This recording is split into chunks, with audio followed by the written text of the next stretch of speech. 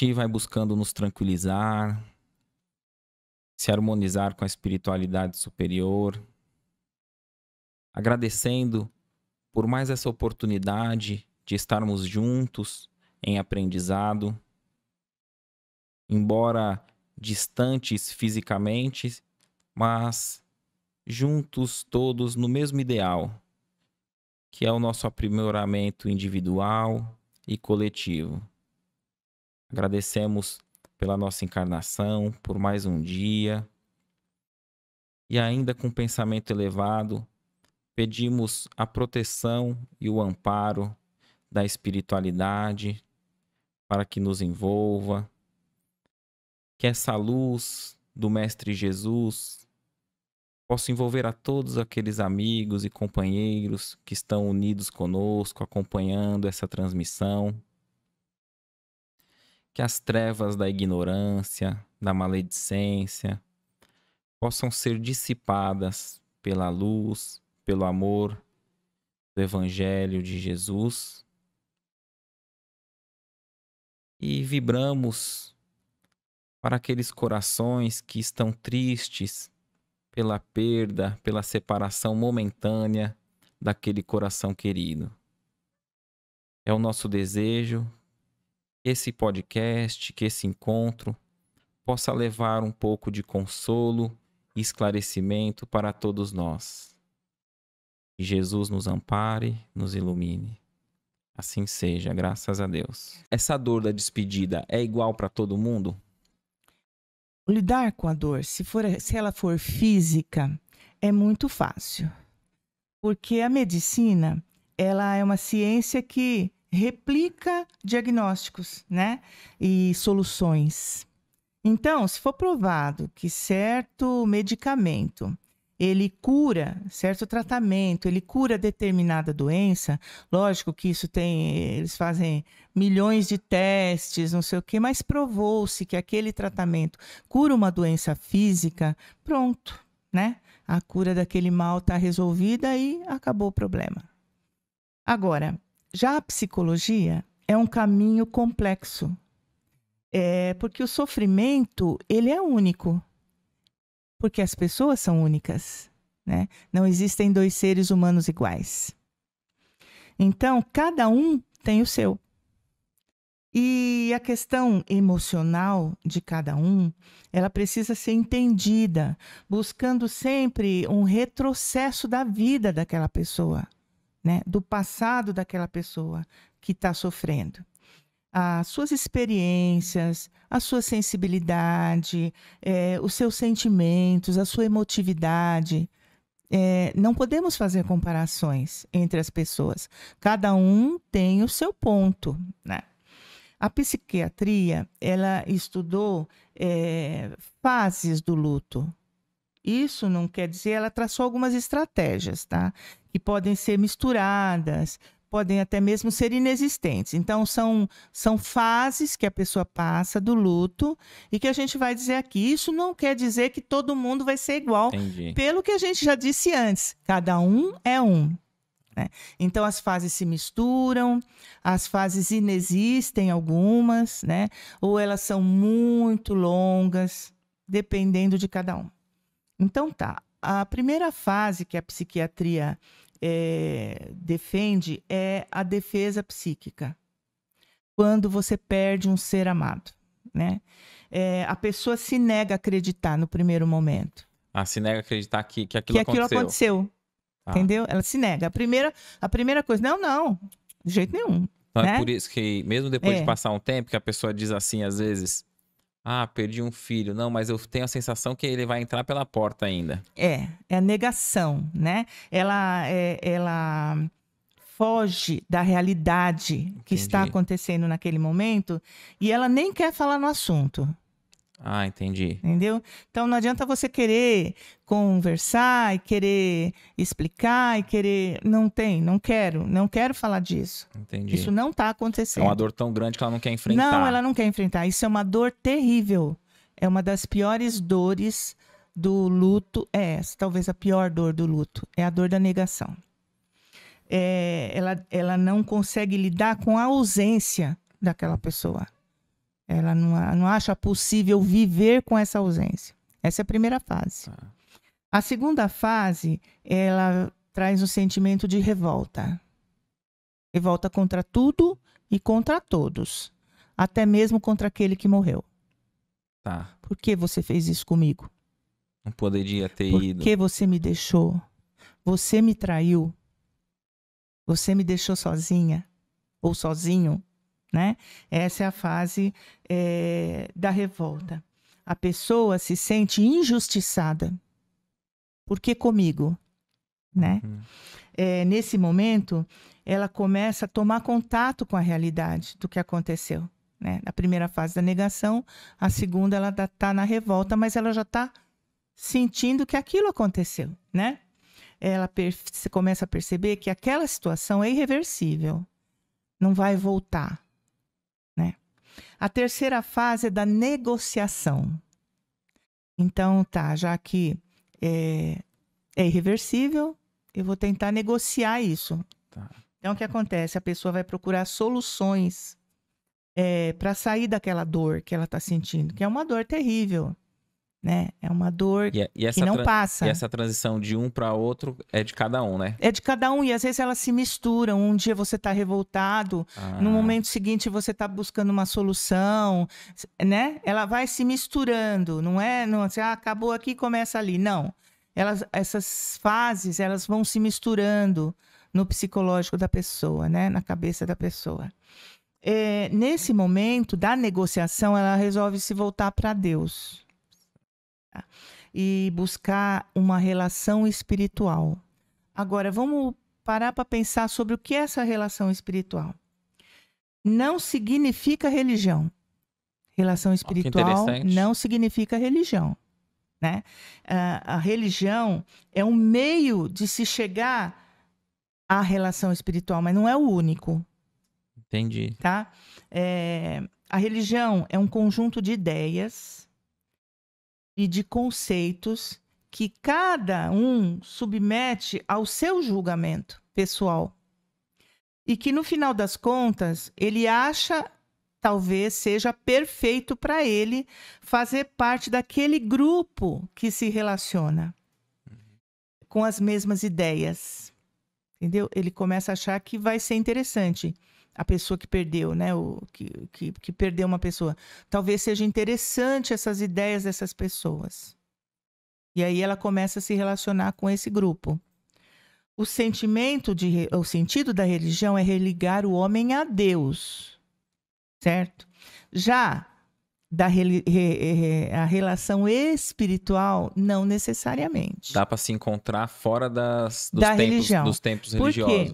A relação espiritual é uma forma como você se relaciona com você mesmo e com o outro. Esse outro pode ser Deus, pode ser um animal, pode ser o universo, pode ser a natureza, pode ser o outro ser humano, enfim. A relação espiritual sua não é necessariamente só com Deus. Ela pode ser com qualquer coisa que você se identifique. Entendi. Tá? Ela vai buscando essa relação. O espiritual, o que é o espiritual? É tudo aquilo que dá sentido à sua vida. O que dá sentido à sua vida, porque o material não dá sentido à sua vida. Ele dá sentido ao seu prazer, aos seus instintos, mas não à sua vida, né? Então, a pessoa retomar um esporte, um hobby... Isso, qualquer coisa que vai dar forma de sentido à vida dela. Né? É uma relação espiritual com ela mesma, tá? Que vai dar prazer e sentido à vida. Bom, essa é a terceira fase. A quarta fase é um momento de isolamento. Aí já procurei tudo que eu podia procurar, já fui lá no esoterismo, já fui não sei aonde, mas nada me consolou. Eu me isolo e entro em depressão. Essa é a quarta fase. Essa fase, a pessoa se sente impotente para superar aquele momento que ela está vivendo, aquele fato que aconteceu. É a fase mais longa do luto e é um sentimento de sofrimento intenso. Porque ela tinha a expectativa de que naquele encontro ela ia resolver, né? Exatamente. Aquela relação espiritual ia trazer para ela conforto, paz, alegria, de alguma forma devolver para ela aquele relacionamento perdido. Daí ela entra em depressão. O luto, ele pode trazer muita transformação para a vida de uma pessoa. Normalmente ele traz. Quando morre alguém que a gente ama, a gente percebe que a gente perdeu o brilho no olhar daquela pessoa quando ela olhava para nós. Quando uma mãe perde um filho, imagine como um filho olha para uma mãe. Pega uma criança pequena, como um filho olha para uma mãe. É com um olhar de, né? Uhum. Eu te amo tanto, você é tudo para mim. E isso faz com que a gente sinta esse amor. E perder esse amor é perder o brilho do olhar do outro com relação a você. Então, assim, nunca mais ele vai olhar para mim com aquele brilho no olhar que ele tinha. E quando a gente fala do luto, não é só marido e mulher, ou amor, amor entre pessoas que se amam, assim. Você fala de mãe, você fala de pai, você fala de filho, você fala de irmão, você fala de qualquer pessoa que você tenha por ela esse brilho no olhar e que ela sinta em você esse brilho no olhar. Entendi. Isso é amor. E Né? impacta de uma forma muito dura, né? Muito. Porque se fechou aquela janela de amor para aquela pessoa que está naquele sofrimento, naquela depressão, né? Entendo. Quando essa pessoa parte, fica para nós, é a lembrança desse olhar de afeto, que significava quem nós éramos para ele. Uhum. Entendeu? Sem que ele precisasse estar presente. Então, você sabia quem você era para aquela pessoa. E isso é a relação de amor.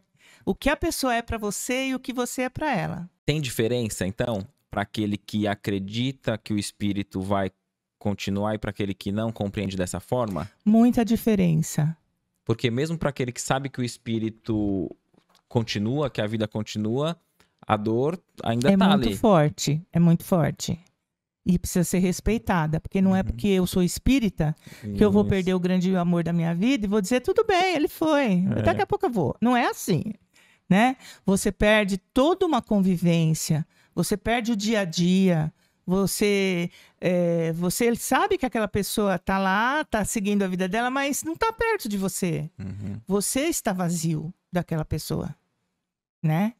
Agora, a depressão e essa fase de isolamento, ela é muito mais profunda para aquele que não tem essa compreensão. Porque ele não vê saída.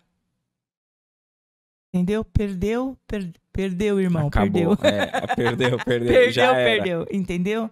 Então, isso é uma coisa que, para mim, chega a ser maldosa. Sabe? É uma dor muito profunda, porque e agora? Eu não tenho expectativa nenhuma desse reencontro, dessa pessoa que eu tanto amei. É muito difícil. Tirar a esperança, né? Tira a esperança, tira tudo da pessoa. É um abismo, né? É como se aquela pessoa caísse num abismo e você nunca mais terá notícias dela. Bom, por mais que a gente tenha a certeza que essa pessoa, que esse ser está vivo, que a gente vai reencontrá-lo, aceitar a realidade que a gente está vivendo naquele momento é muito difícil. Por quê? Porque nós temos sentimentos imediatistas.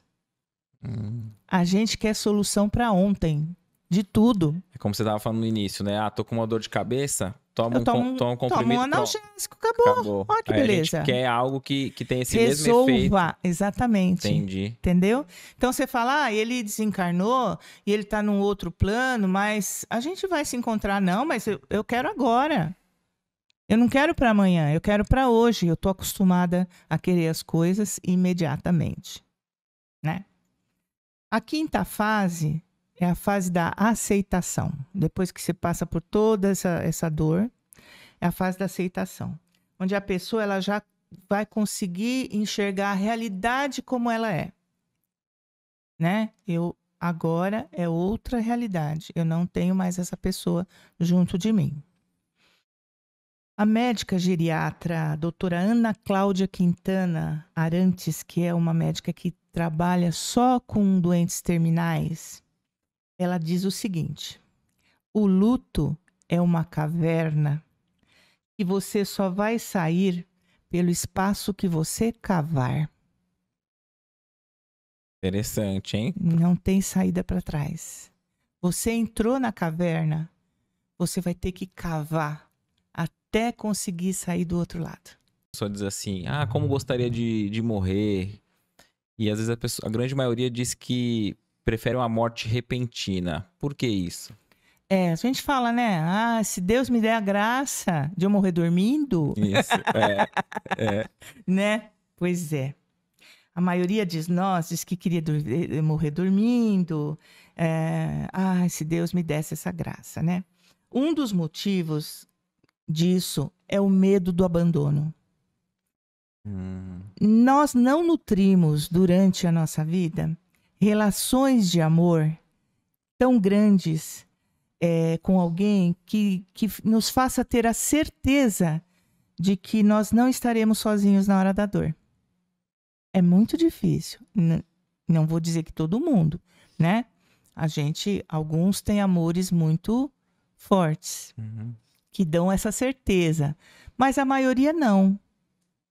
A gente não sabe o que vai ser do futuro, né? Entendi. E tem uma historinha que eu vou contar aqui, vou comentar e vou ler para vocês. Ele tem 80 e tantos anos e insiste em levar a sua esposa de mãos dadas para onde quer que eles vão. Quando perguntei por que a sua esposa anda distraída, como se não seguisse ninguém, ele respondeu: porque ela tem Alzheimer. Então eu perguntei: a sua esposa se preocupará se você a soltar? Ele respondeu: ela não se lembra. Já não sabe mais quem eu sou. Há alguns anos que já não me reconhece. Surpreendido, eu disse: e mesmo assim continua saindo com ela todos os dias, apesar de ela não o reconhecer? E o idoso sorriu, olhou nos meus olhos. Então ele disse: ela não sabe quem eu sou, mas eu sei quem ela é. Ela é o amor da minha vida. Então, esse é um dos motivos que a gente pensa em morrer repentinamente. Porque a gente, na maioria de nós, não conseguiu e não consegue ter este tipo de amor. Ter essa certeza de que tem alguém que vai estar ali. Exatamente. O outro motivo, esse não é o único, tem um outro motivo. O outro motivo é o nosso egoísmo. Porque o que nós não queremos é sofrer. Nós temos medo danado de sofrer, né? E nós não confiamos em nossas atitudes diante do sofrimento. Principalmente nós que somos espíritas, porque a gente tem um medo danado de dar vexame. E a gente acha que vai dar. Entendeu? Eu preguei tanto, né? Que a vida do outro lado, que é a vida real, não sei o quê. E se eu der um vexame na hora de ir embora?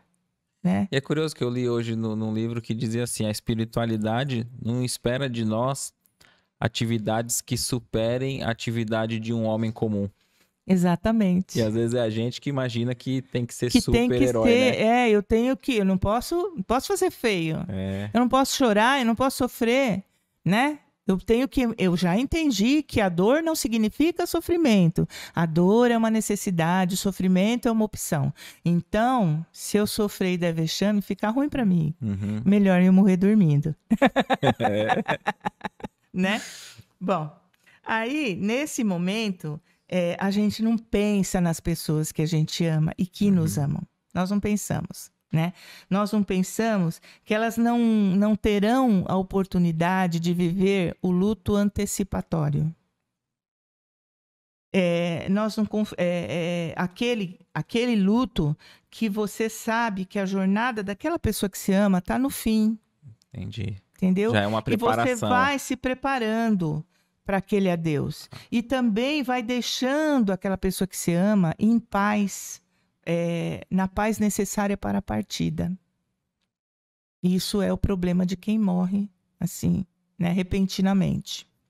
A morte repentina, ela acelera o processo do desligamento, tanto do espírito que parte, como daqueles que ficam. Porque, na verdade, aqueles que ficam perdem o chão. Né? Na morte repentina. Na morte repentina. Tá. E porque eles não tiveram a oportunidade de se preparar. E para o espírito, o jeito que ele chega no plano espiritual é diferente de uma morte repentina e uma já que ele teve um sofrimento? Sim, que já foi... ele já se preparou para morrer quando ele teve essa preparação para a morte. Né? Ele já foi sendo desligado da matéria pela espiritualidade aos poucos, né? E ele mesmo como espírito já tem um sentido de que aquilo vai se acabando. A morte é como uma vela que vai se apagando aos poucos. Tá. É diferente de uma morte repentina. Não que você vai ficar desamparado, claro que não. Você tem todo o amparo, porque é repentina para você, né? Mas não para a espiritualidade. A espiritualidade já sabe. Exatamente. Então, mas você não se preparou para aquilo. Tanto é que muitos dos que morrem repentinamente, quando eles tomam consciência na espiritualidade, eles acham que eles estão vivos. Né? Eu não sei se você assistiu um filme muito antigo que chama O Sexto Sentido. Sim, sim. Quem não assistiu, vou dar um spoiler aqui, né? Isso, pode falar que é bom. Ele fica conversando com uma criança durante todo o tempo do filme e você não se toca que ele está morto. A criança é um médium, né? E ele não sabe que ele está morto. Ele continua fazendo as atividades dele normal, porque entrou um bandido na casa dele, deu um tiro nele e matou, de repente. Então, ele não tomou consciência da sua morte. E por não tomar essa consciência, ele não consegue perceber os espíritos em torno dele tentando auxiliá-lo. Porque para ele está vivo. E a rotina dele, ele segue. Continua. Ele segue a rotina dele. Entendeu? Isso. Espíritos ficam por séculos nessa situação, às vezes, né? Quando o espírito é mais...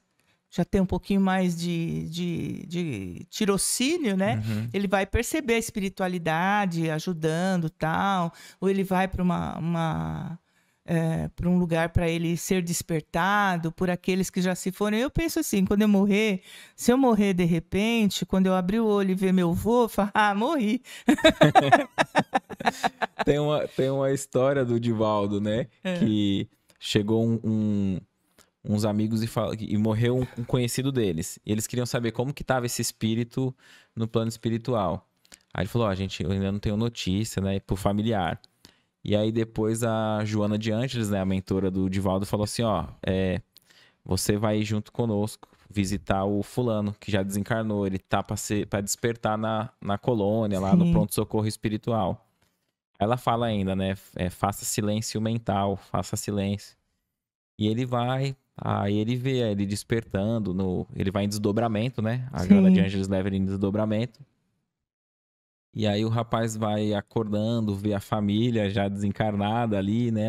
Cumprimenta e tal. E ele vê o Divaldo. Ele fala, você também morreu, Divaldo? Ele ainda não, só vim te visitar. É bem por aí mesmo, né? Então pronto, esse é a questão. Agora a gente pensar, mas por que Deus permite que essas coisas aconteçam, né? Por que essas mortes repentinas, Deus... Por quê? Porque a gente fala, acontece? meu Deus, né? Por que você fez isso? Não é Deus. A culpa não é de Deus. Não podemos pôr culpa em Deus, né? 99% das vezes, essas mortes acontecem por escolha feita antes do encarne. Antes de nascer, a pessoa fez essa escolha. Por quê? Por vários motivos. Ele vai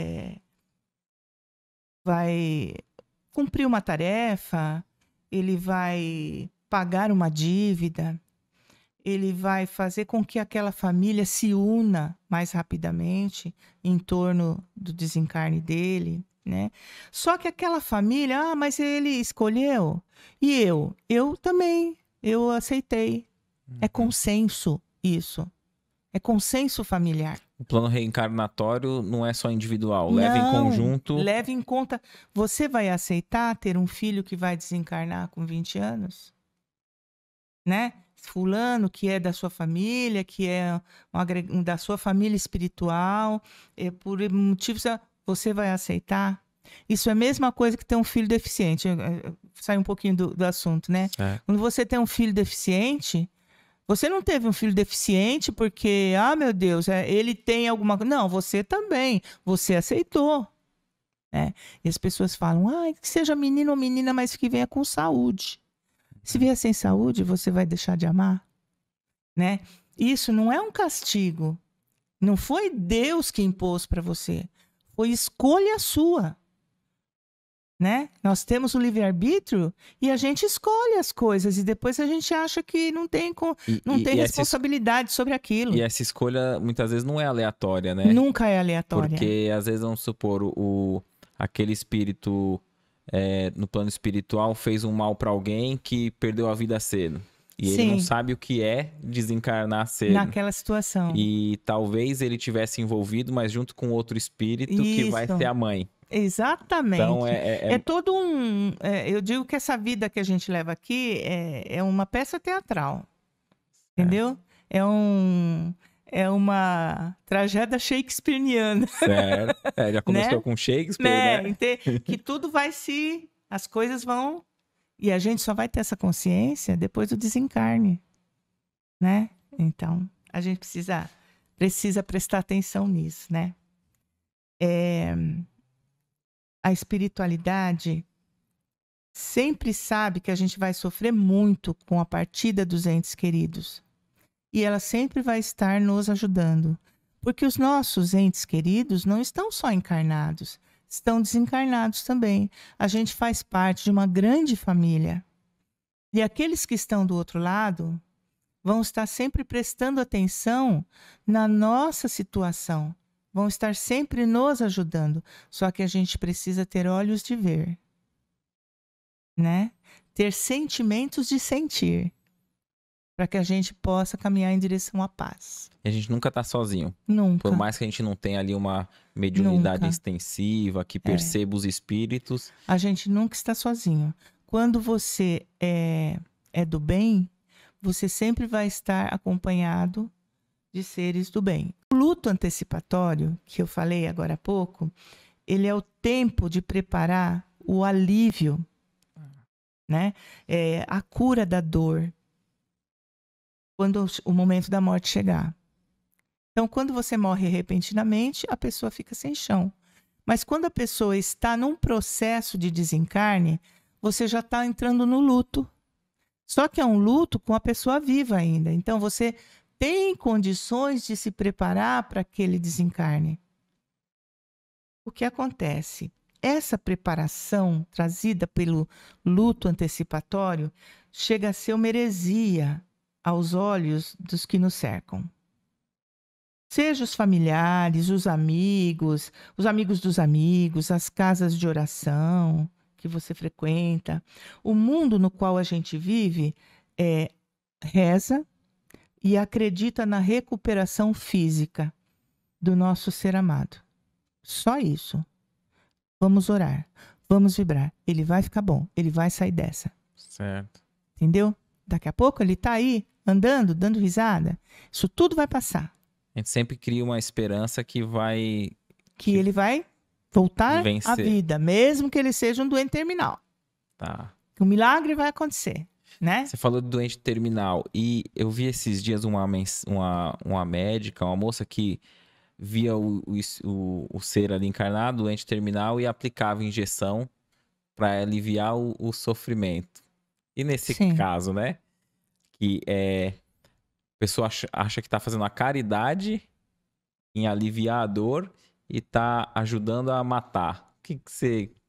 Então, aliviar a dor não significa necessariamente terminar com a vida. Nada vai terminar com a vida enquanto não for o momento. Aliviar a dor é realmente uma caridade. Porque se você tem uma doença terminal, você tem um câncer que está te fazendo sofrer muito, você tem a possibilidade de tomar uma injeção que te alivia, é uma caridade. Mas não que Percebe? te extermine, né? Não. Quando é para, assim, se for para o extermínio, já é um assassinato. Entendeu? O alívio é o paliativo, não é o terminal. Isso. Entendeu?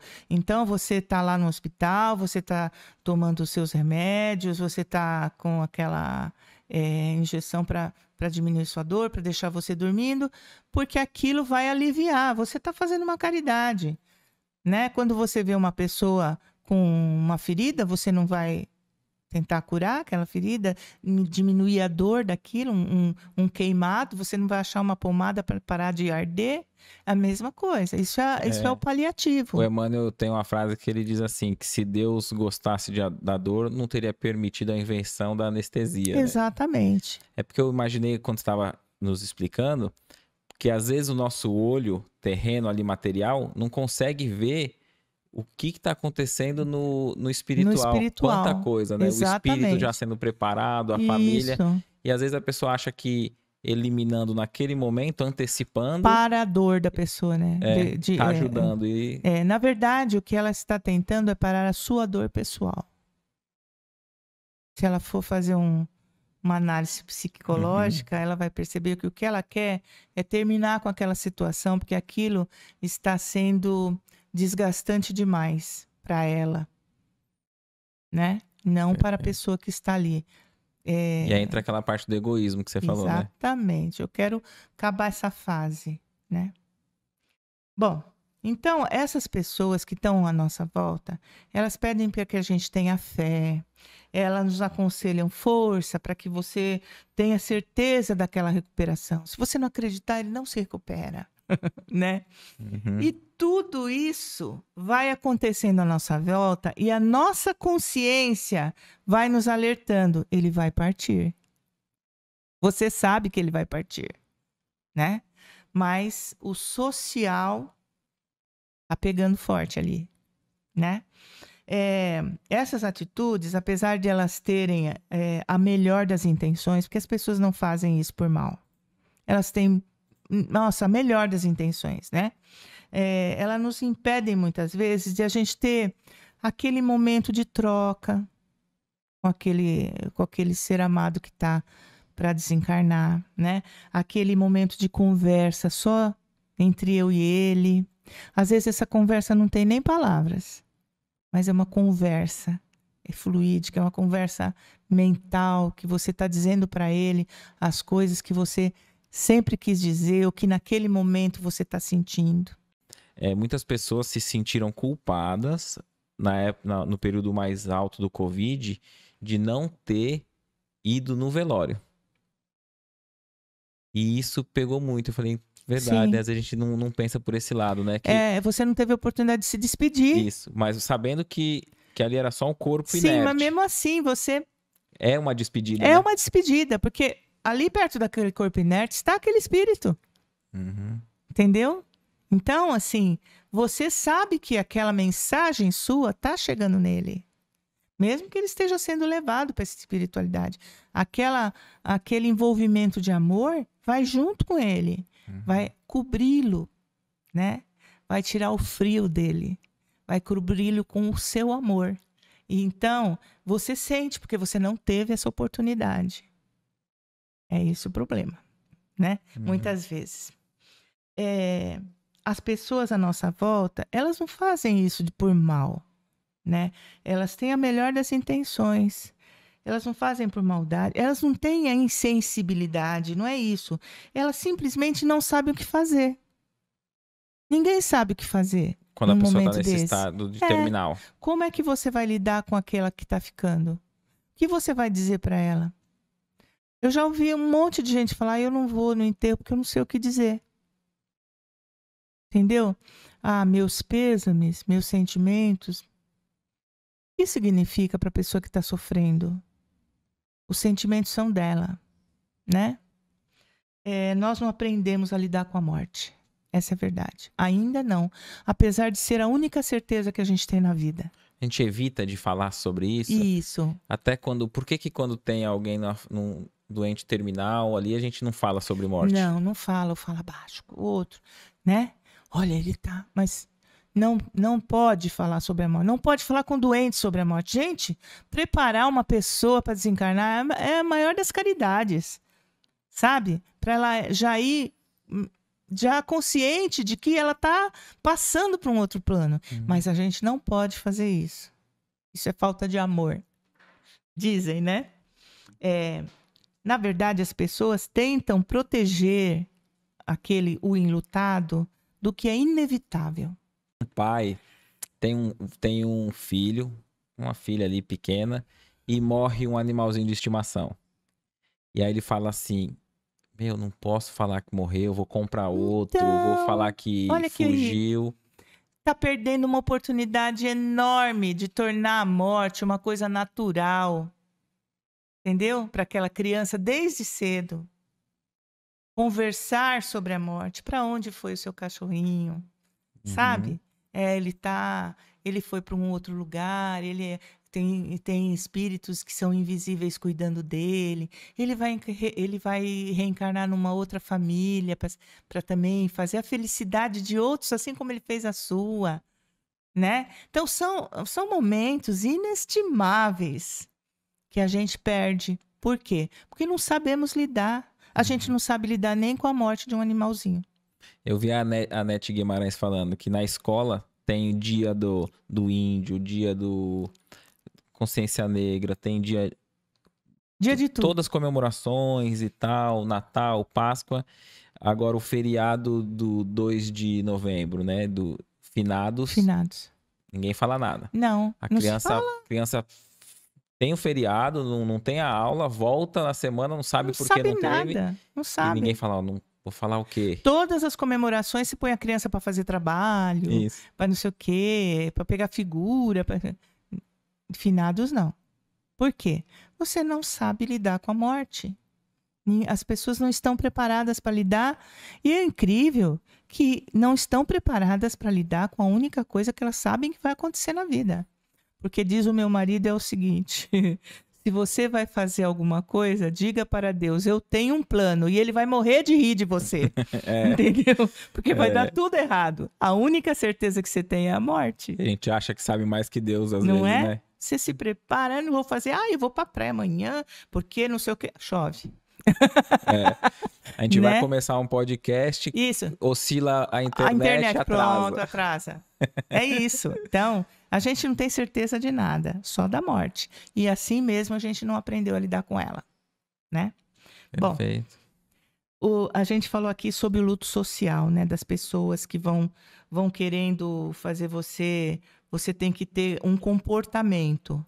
Elas vão engessando você dentro desse comportamento. Primeiro não fale sobre a morte, vibre positivo, faça suas orações, porque ele vai se recuperar. Daí ele morreu. E agora? Vou falar o quê? Né? Ah, entendi. Porque às vezes uma fé, tipo assim, uma fé religiosa que fala é só confiar.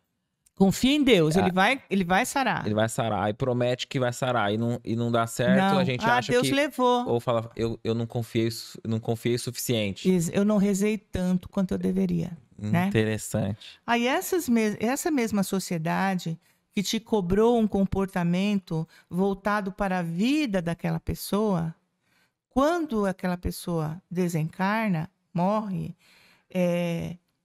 começa o luto para elas. Para essa sociedade. Você dizer assim, não vou te entregar uma peça, de um serviço que você pegou para fazer. Isso. Porque vai ter um velório da minha mãe, e aí eu vou atrasar um pouco. Aí o pessoal, em vez de perguntar, faleceu, o que foi? Falar, meus sentimentos. Tá. Não, fala assim, eu posso buscar quando? É isso mesmo. Aí É desse jeito. caramba, então minha relação aqui é só Comercial. comercial. Então, É. aí você sente assim, caramba, não tão sentindo a Não. dor que eu tô Isso. sentindo. Por isso a gente precisa de muitos amigos nessa vida. Amigos de verdade. Porque são só os amigos de verdade que vão te apoiar na hora que você tá nessa fragilidade do luto. Uhum. Se você não tem amigos de verdade, seja um. Não precisa muito não, um só, né? Se você não tem um amigo de verdade, você vai se sentir muito só. Porque às vezes a pessoa fala assim, morreu, vou no velório pra quê? Morreu já era, tal, né? O espírito já tem que fazer enquanto tá em vida. É, Mas a gente esquece de quem vai estar do lado, né? exatamente. Da família que precisa de um apoio ou Exatamente. só saber que... Eu tô ali. É, Olha, eu tô aqui. Entendeu? Pode sofrer no meu ombro. isso. Pode sofrer comigo que eu vou te entender. Isso é muito importante. Então, quando a gente fala dos valores espirituais, é porque a gente, enquanto ser humano, está muito preocupado em ter, em correr atrás do prejuízo, né? Em ter coisas. E está dando muito pouca importância para os valores espirituais. Está dando muito pouca importância para ter gente à nossa volta que seja parecido conosco, não precisa nem superior, nem inferior, que seja parecido, que entenda o que a gente está sofrendo, o que a gente está passando, né? Assim como a gente também esteja disponível para entender o outro, porque todos nós vamos passar, né? Então, por isso que nessas fases do luto, às vezes tem um auxílio muito grande, assim, quando faz aquelas rodas de pessoas que também tiveram mesmo luto. Exatamente. Que elas se sentem compreendidas umas você na se outra. sente acolhido. Você se sente, eu não estou sozinho. Uhum. Entendeu? Eu também estou. É diferente a forma de passar, porque cada um é um, mas ela está passando pelo que eu também estou. Então, fica mais leve. A passagem fica mais leve, né? Isso em tudo, viu? Essa questão das rodas em tudo, quando você tem um problema de vício na família também. Todas as rodas de interesse mútuo são muito importantes. Você não se sente sozinho. O psicólogo Jesus esteve aqui com a gente, falou sobre drogas, né? E ele falou da importância daqueles círculos do narcótico anônimo, do alcoólico anônimo, da família. Da família. Porque sim. é importante a família estar junto. A família tem que estar agregada naquele círculo. É isso mesmo. Não adianta falar, tem esse contato, vai lá. É falar assim, eu tô indo. Aí é o familiar e fala, eu tô indo, vamos comigo? Vamos comigo. É isso mesmo, é desse jeito. O mesmo núcleo familiar na reencarnação pode ter afinidade ali dos... Sempre tem. Tem a ovelha negra. Sempre tem algumas, assim, aquele que eu não me dou muito bem, mas aquele que eu me dou tão bem tá me ensinando como tem que ser, para que eu aprenda a amar aquele também, que não é tão grande coisa para mim. Tão próximo, né? Não significa tanto. Não significa tanto, né? Então, quando nós falamos de luto, a gente foca no que nós vamos perder, né? Às vezes a gente acha que vai perder muito quando a gente ama demais. E mesmo que a gente não diga, porque socialmente não é aceitável, às vezes a gente sente menos para outros familiares que desencarnam e você não vou perder tanto, né? Isso você com você, tá? Você não fala para ninguém. Para todos os efeitos você está sofrendo sempre, né? Mas o sofrimento, ele tem peso. Ele pode ter um peso muito grande e um peso menor. Isso é normal. Ninguém pode te culpar por isso. Sentimentos são coisas que nós desenvolvemos conforme a vida que levamos. Estou vivendo luto. Hoje 1 mês e 1 dia.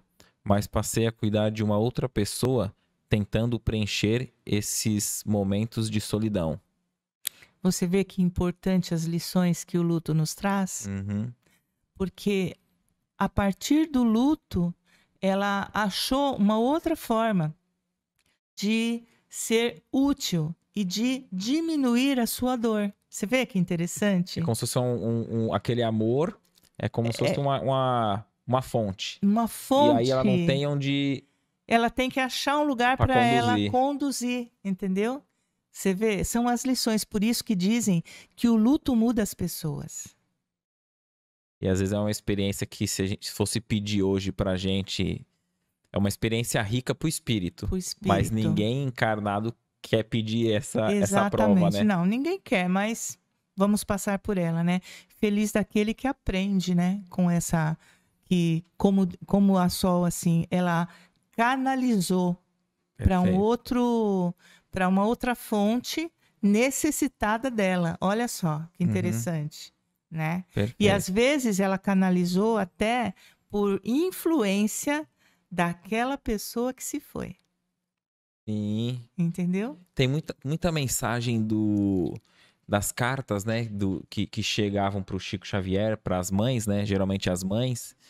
É, o conteúdo era similar no sentido de incentivar esse aspecto. Comece a cuidar das crianças, olhe um Isso. pouco pelas crianças, veja, faça o bem para outro em meu nome, sempre Canaliza esse estimulando. amor, né? Canalize esse amor, né? E teve muitas instituições que iniciaram A partir disso, tem o isso. nome até dos filhos que se foram, né? Isso. Já tive contato visual e verbal em 4 ocasiões com espíritos desencarnados. Alguém pode me dar alguma dica? É você médium, né? Então você tem essa facilidade de ver, você é um médium vidente e de conversar com espíritos. Isso não tem nada de anormal, Uhum. porque se a gente entender que a verdadeira vida é a vida espiritual, imagine quantos espíritos estão por aí, né? E a mediunidade vai nos proporcionar esse contato. É como para eles é normal e para você tem que ser também. Se isso de alguma forma estiver te perturbando ou te trazendo algum tipo de desconforto, meu conselho é que você procure uma casa espírita, né? Para você entender o que está acontecendo com você, que você leia os livros de Allan Kardec, né? O livro dos médiuns, para você entender o que está acontecendo com você e de repente você pode ser um trabalhador de uma casa espírita, né? Ou não, ou trabalhar você mesmo, essa sua mediunidade, mas o importante é você saber o que está acontecendo. E a literatura espírita hoje ela é tão vasta que se você se permitir entender um pouco mais dessa mediunidade, pode ser uma coisa muito prazerosa para você. Você falou dele poder trabalhar ou não. O médium não é obrigação Não, trabalhar. nada é obrigado. Você tem livre-arbítrio. Você faz o que você quer. Normalmente, o médium procura a casa espírita porque está sendo perturbado, né? E depois, quando ele se equilibra, ele vai ter o prazer de trabalhar com a espiritualidade, por ele, não por obrigação. Nenhuma imposição de Não, não ninguém. existe imposição. Perfeito. Uma sugestão, né? A Neuza sugeriu a leitura dos livros de Allan Kardec.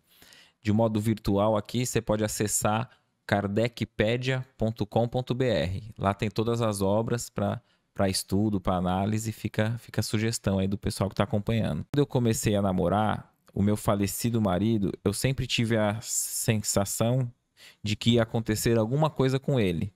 Sempre quando ele saía, eu ficava esperando uma notícia ruim com ele. Era como se dentro de mim algo me falava: vai acontecer alguma coisa com ele. Só fique em paz quando. E eu só ficava em paz quando ele chegava. No dia que ele sofreu o acidente, que me ligaram, eu falei logo: aconteceu alguma coisa. Era como. Aconteceu alguma coisa com Hinaldo. Era como ele se chamava. Aí veio a confirmação da morte dele. Embaixo continua?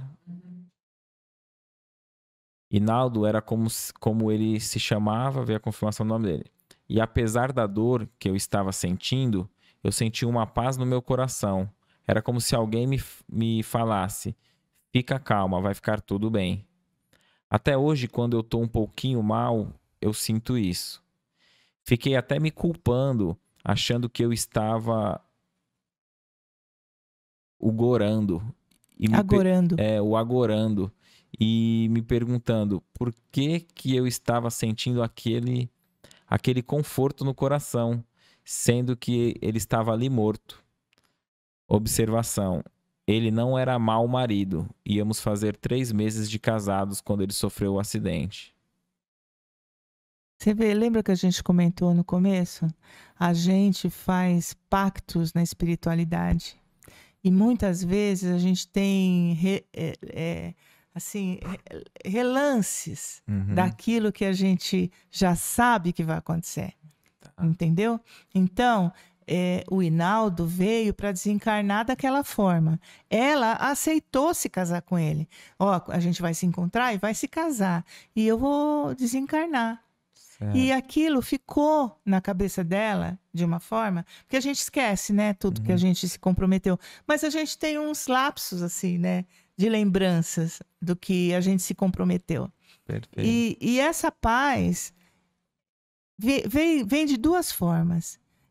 Da espiritualidade, dele que sabia desse comprometimento, e dela, do espírito dela, que já sabia que isso ia acontecer. Entendeu? Então, se manteve em paz porque já tinha consciência do que tinha se comprometido. E talvez ali uma alegria de ter cumprido. De ter conseguido cumprir aquilo, né? Aquilo que foi proposto, né? Que eles se propuseram. A gente não sabe o que é, porque cada um tem sua história, né? Ela só vai saber dessa história depois que ela desencarnar, mas ela vai saber. E não quer saber tão cedo, né? Não, fica calminha aí. Como é para a espiritualidade esse processo de desencarne repentino ou coletivo por conta da Covid? Isso não era uma coisa repentina, né? A espiritualidade trabalhou e trabalha muito ainda, porque nós temos uma quantidade enorme de irmãos nossos que desencarnaram e que não estavam preparados para isso, né? Então não estão aceitando isso. Então o trabalho da espiritualidade é imenso, mas a gente tem que entender que tudo que a gente passa para crescer. E não está nas nossas possibilidades analisar os desígnios de Deus.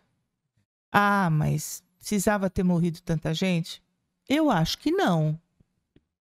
Né? Eu acho que poderia ter sido feito alguma coisa para que tivesse mais, aqui no planeta Terra, tivesse mais compreensão e mais empatia com o sofrimento alheio. Mas nada é de graça e nada é desperdiçado. Então, a espiritualidade se preparou para esse momento. Se você pensar, nossa, mas foi muita gente.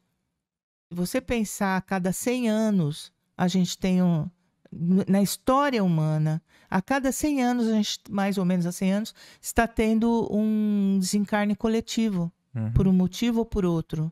Uma substituição de gerações, né? Exatamente. Então, assim, é como se fosse uma limpeza de terreno, né? Para que a gente passasse para uma nova fase. E ainda estamos vivendo isso, com guerra, com muita coisa, né? Essa limpeza não acabou ainda. Então, a gente talvez precise chegar no fundo do poço para bater e subir, né? Mas não se preocupem, tem muito mais espírito do que encarnado. E eles estão na batalha ali. Então, para eles, não é nenhuma surpresa. Né? Tudo está dentro de um contexto de trabalho, porque a espiritualidade trabalha para o nosso crescimento. Eles crescem, né, a partir do nosso crescimento. É um pelo outro. É sempre o maior puxando o menor. E aqui na Terra também. Nós somos um exemplozinho de como funciona a espiritualidade. Você que tem um pouco mais de esclarecimento, um pouco mais de condições até econômicas, você vai puxando os que estão para baixo. É assim que funciona na espiritualidade também. Então, por mais que seja um número alto de desencarne, a espiritualidade é muito maior do que isso. Assistiu todos. Ninguém ficou desamparado. Ninguém fica desamparado. Ninguém fica desamparado. Às vezes você pode ir para um lugar que você não esperava, mas ele está conforme o seu crescimento espiritual. Sempre. Ai, mas o fulano, será que fulano foi para o umbral? Por quê? Porque fulano, né, era bandido, matava, roubava, sei o quê, né? Mas ele está de acordo com a condição dele. Ah, mas ele vai ficar lá para sempre? Claro que não. A espiritualidade maior está sempre... Os amigos, as famílias, porque todos nós temos família espiritual. Estão sempre tentando puxar, melhorar, mas ele só vai sair daquela situação quando ele quiser. Assim também na Covid, muitos que desencarnaram, não estavam em condições de uma assistência como a gente gostaria que fosse, né? Vai para uma colônia, vai para um hospital espiritual. Muitos ficaram em sofrimento, mas ficaram de acordo com as suas condições espirituais. E ficaram porque não aceitaram a ajuda superior. Porque para você ser ajudado, você precisa mudar. Então, para a gente se preparar para a morte, é enquanto estamos aqui em vida. É o dia de hoje, né? O dia de hoje sempre vai te preparar para o dia seguinte. Né? Se você acha que... o pessoal costuma dizer, isso aqui eu vou deixar para a próxima. Pode demorar muito a próxima, porque tem uma fila imensa precisando reencarnar. Né? E até aquele grupo, né? Daquele conjunto de familiares. Exatamente. Não é tão fácil a reunião. Não é tão fácil. É difícil, né? Você se comprometeu com algumas coisas, aí você fala, mas eu vou deixar para a próxima. Qual vai ser a consequência esse deixar para a próxima, não só para você, mas para outros espíritos que se comprometeram com você também? Minha mãe se foi há 40 dias. Há 2 dias atrás, tive 2 sonhos com ela. Muito rápidos, mas nas 2 vezes eu estava em um local parecido com um vale. Estava chovendo e eu ouvia a voz dela, nitidamente, mas ela não me via. Eu a ouvia conversando com pessoas. Ela perguntava coisas sobre ela, as pessoas a auxiliavam. Ela parecia serena, eu estava em paz. Na segunda vez, eu a ouvi conversar neste mesmo local. Eu não a via e nem as pessoas que estavam com ela. Mas ela parecia ter compreendido e eu fiquei feliz. Agradeci a Deus por isso. Mas o local era sombrio. Será que é só uma saudade? Ela faleceu após uma... Deixa eu continuar aqui.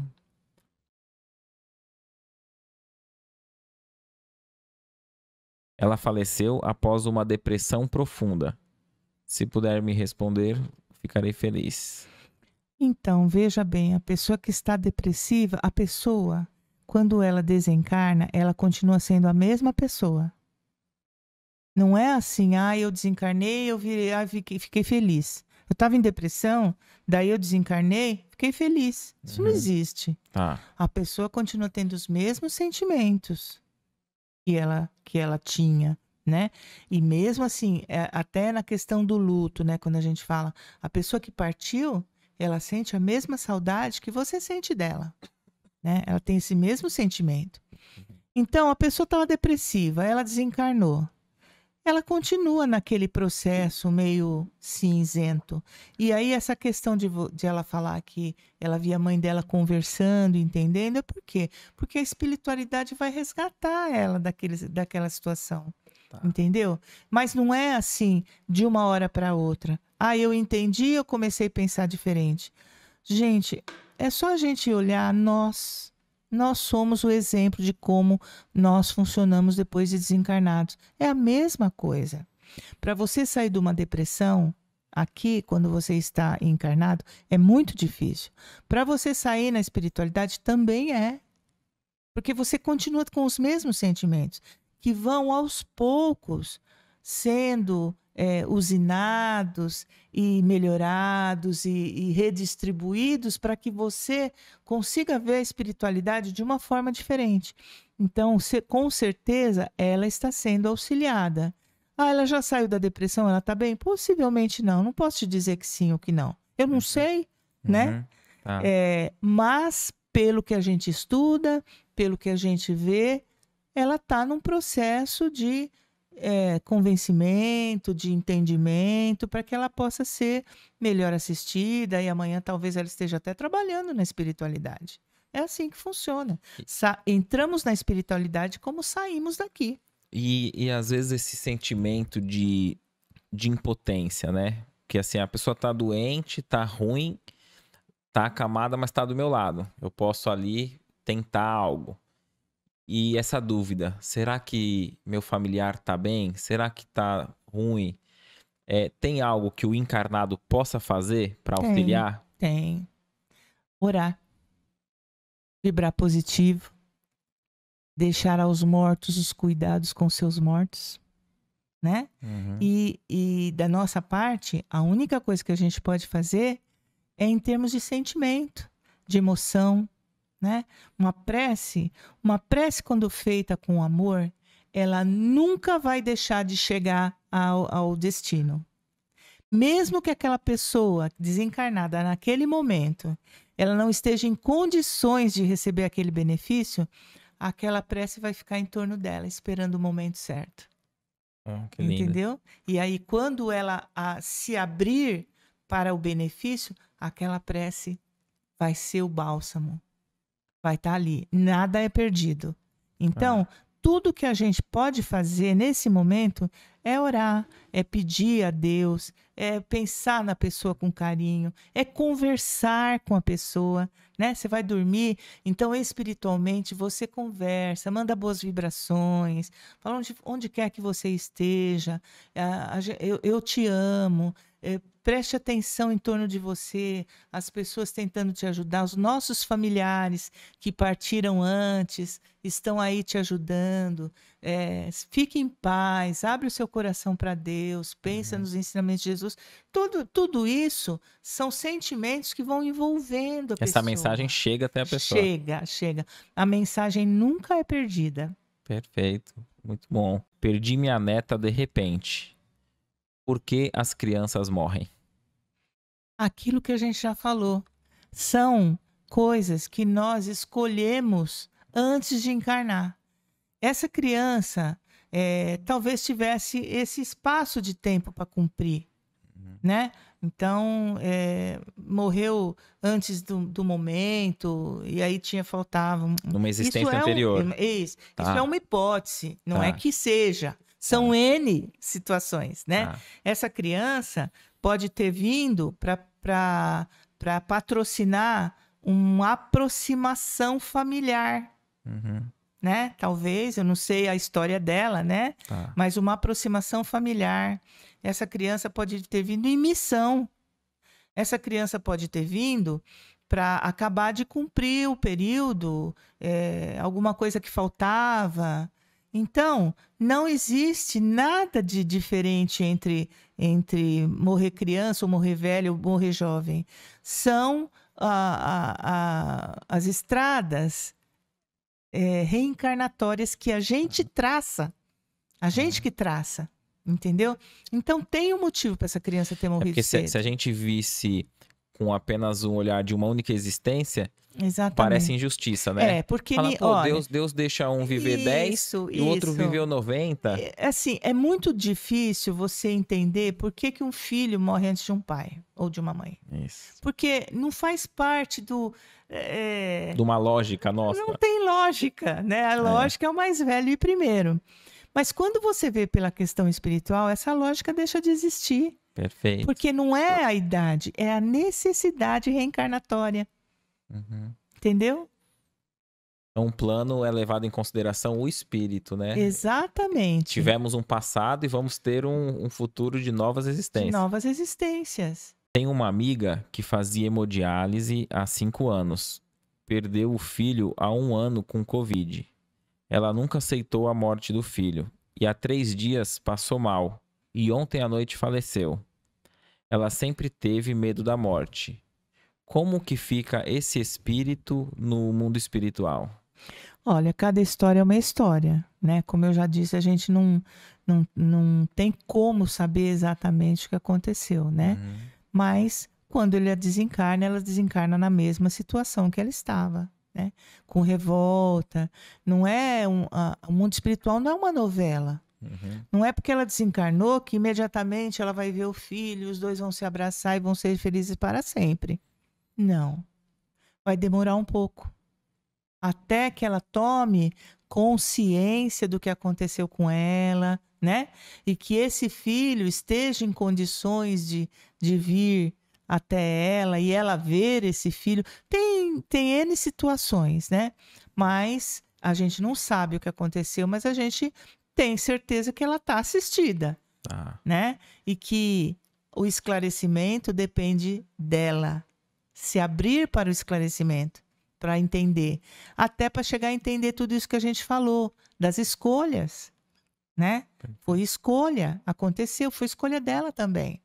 E aí, conforme o tempo for passando e ela for tomando consciência, ela vai mudando a sua maneira de pensar muito, muito devagar, muito aos poucos. A coisa não acontece do dia para a noite, não. se ninguém fica desamparado, por que alguns espíritos que têm apegos não aceitam o desencarne e muitas vezes ficam como um encosto, perturbando onde tem brecha? Então, se ninguém é desamparado, Olha, por que que tem o mal Sol, ali, né? você tem um livre-arbítrio. Ninguém vai te amparar se você não quiser. Então, não quer dizer que você está sozinho. Normalmente, quando você está aí nas trevas, você tem um monte das trevas junto com você. Você só vai sair das trevas quando você sofreu o suficiente, né, para que você queira sair das trevas. Quando o espírito resolve, eu não aguento mais, e volta ao seu pensamento para Deus e pede, eu preciso de ajuda, sinceramente, né, do fundo do seu ser, ele é ajudado. Agora, enquanto isso não acontecer, ele vai ficar se divertindo ali, divertindo entre aspas, né? Tirando uma com a cara de um, aprontando com o outro, perturbando esse aqui. Se você está com a sua vibração muito baixa, você abre o espaço para que ele venha. É como na vida só. Na vida você tem o baixo, como é que fala? As pessoas da escuridão. Uhum. Não tem? Na espiritualidade também. Mas isso não quer dizer que eles não vão ser assistidos, porque o nosso destino é a luz. Sempre. Deus não fez ninguém para viver nas trevas, mas ele deixa que você viva nas trevas enquanto você quiser. É assim que funciona. Perfeito, já é. E já o próprio sofrimento já é a lição, né? É É. como se. Esses dias eu tava vendo na televisão um jogador falando que ele estudava e o professor de artes dele era um tio dele. Então, por ser um tio, ele não fazia nada. Porque falou: é meu tio, ele vai me passar. Ele foi reprovado em artes. Então, assim, o tio queria o mal dele? Não. Não. Sabia que o É. sofrimento dele era justamente É. o E que. assim, é importante a gente sempre estar colocando que o sofrimento não é Deus que dá. Uhum. Deus não faz nenhum filho para sofrer. O sofrimento, ele é um resultado de nós mesmos. Nós criamos o sofrimento. Nós plantamos e nós colhemos, né? Então, Deus não está lá fazendo, te punindo porque você não quer crescer. Não. A sua própria teimosia em não crescer, o seu próprio egoísmo, a sua vaidade, que faz com que você não seja humilde para chegar à luz, para pedir ajuda do Pai, faz você sofrer. Não é Deus fazendo você sofrer, é você Perfeito. mesmo proporcionando Uma as dificuldade. condições, né, para que você viva em sofrimento. E se a espiritualidade tirasse de nós essa colheita, a gente ia achar que plantando o orgulho e o egoísmo, A gente ia vai colher direto, coisa boa. ia direto pro plano espiritual, a gente não ia querer mudar, né? Pensa, a mesma coisa que um filho. Quando você não cria um filho deixando ele fazer tudo o que ele quiser, Uhum. o que ele vai se transformar? É. E o quanto ele vai sofrer, porque a sociedade não perdoa. Então é assim que funciona, né? A vida não perdoa. A vida te acolhe na medida daquilo que você quer ser acolhido. Se você quer ser acolhido no mal, você será acolhido no mal. Se você quiser ser acolhido no bem, você será acolhido no bem. A vida espiritual funciona desse jeito. E nos esclarecimentos espíritas que as pessoas que sofrem com a partida vão saciar sua sede de esclarecimento, né? Onde ele está, por que aconteceu, por que foi, né? Vou encontrar ele de novo. Qual é a dinâmica dessa vida que trouxe essa situação para a gente, né? O Espiritismo esclarece tudo isso, né? E ameniza essa dor da perda, porque ele faz você entender que a vida é um caminho infinito, é um caminho que não acaba. Perfeito. Né? Você está ali, crescendo para cima, sempre. Esteja aqui ou esteja lá. Você está num caminho que nunca vai acabar. Tem uma frase do Haroldo que ele diz assim, que o espiritismo não tira a dor daquele que está em luto, não tira a dor, mas tira o desespero. Tira o desespero. Tira a revolta. Exatamente. Então, a gente, vamos ilustrar aqui, a gente pode dizer que hoje a gente vive aqui na Terra uma realidade fictícia. Não é de verdade. É fictício isso que a gente está vivendo aqui. E que a verdadeira vida é o mundo espiritual. Tá. Entendeu? Então, para esse mundo, a gente vai voltar. Vai voltar com as nossas derrotas, com as nossas vitórias, com as nossas conquistas, com os nossos desacertos. Vai voltar para lá. Para nos prepararmos para novamente testar o nosso crescimento nessa vida fictícia outra vez, que é o reencarne. Né? Então a gente vem aqui, vai crescendo, vai provando, vai errando, vai acertando, volta. Olha, acertei aqui, ele volta para cá, cresce mais um pouquinho. É assim que funciona. Então pode ser que tenha dificuldades na minha existência hoje, que já tá difícil agora, mas que eu já caí nessa... em várias outras, nesse mesmo obstáculo. Exatamente. E eu vou lá e me proponho, dessa vez eu vou e não vou cair. E vem e vou cair de novo. E Deus é tão bom e tão justo que Ele te dá infinitas possibilidades de reconstruir aquilo que foi destruído às vezes. Né? Então aí vem a bondade de Deus. Ele te proporciona essas oportunidades. Só que pra gente, quanto mais rápido você for, menos sofrimento. Não tem aluno que não queira terminar logo o não curso, não queira pegar logo o diploma, Exatamente. Então, quando você se empenha, fica mais fácil, né? A caminhada fica menor. Perfeito. Por quê? Porque vai chegar um ponto que a gente não vai precisar mais encarnar. E aí a gente não vai precisar mais da despedida. E isso vai depender do quê? Do quanto a gente cresce.